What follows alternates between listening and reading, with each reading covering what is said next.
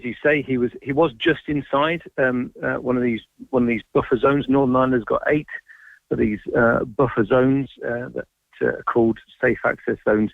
It's him and some other people. He was preaching from John chapter 3, verse 16, as everyone will know, talking about God's love and the extent of God's love. And that's what he was talking about when the police came and told him to stop, and later he was later charged with a breach of buffer zone law, specifically seeking to influence people accessing the hospital's abortion services. But he was preaching the gospel. That's what he was doing. So he wasn't, as far as we know, he wasn't talking specifically about abortion. Yeah, no. He, not only was he not talking specifically about it, he wasn't alluding to abortion. He wasn't talking about it tangentially. He wasn't coming up with scenarios to tiptoe around it. That wasn't what he wasn't there to talk about abortion at all. He was preaching the gospel. So this does seem to be something of an overreach by the PSNI and the prosecution service there. I mean, people perhaps have different views on buffer zones, and we've opposed them. We don't think they're right, but that's not the issue here.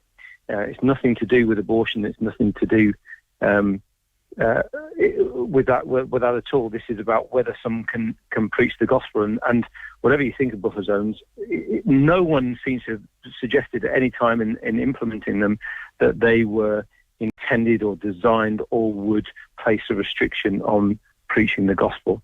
But that's what's at stake, and that's why we're taking this case on. It really is quite a troubling one, Ciarán, just in relation to undermining of religious freedom, because I know when I think of because we have similar legislation only recently here in the south of Ireland, and I know we've seen cases in the UK kind of connected to this, but here in Ireland, if you were to do something similar, just, an open air service or preaching, you could be at any point, because it's any kind of GP clinic or whatever, close to a buffer zone or close to... It's kind of very troubling to think that this piece of legislation could be used as a tool to really fearmonger people out of just practicing their faith. Yeah, so, I mean... We wouldn't advocate for people breaking the law. I mean, it's interesting in the Republic of Ireland, there were very few deputies who spoke out against buffer zones generally. Carol Nolan, Pollard Bean, the Healy Ray brothers, one or two others, and in the Shannon, Ronan Mullin and Sharon Kilburn they were vocal about it, but it wasn't many. But even then, all of that debate was about should people be able to offer help to women in vulnerable situations, perhaps being coerced? Should they be able to pray, whether silently or otherwise? And that's certainly made headlines in the UK of arrests connected to prayer. But all of that isn't part of the picture in relation to Pastor Clive. He was there to preach the gospel, and speech that has got nothing to do with abortion shouldn't be criminalised as if it's an anti-abortion protest. You could kind of understand. The police would be doing their job if he was stood there talking about abortion with signs and all that sort of stuff. You could understand that the police popping up then, but none of that was the case here. So this is really unjust.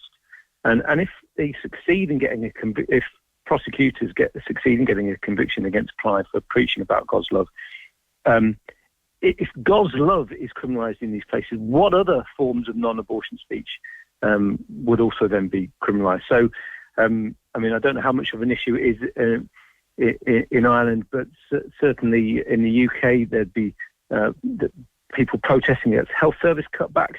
You might get junior doctors' strikes. That's not abortion connected, but would that be criminalised?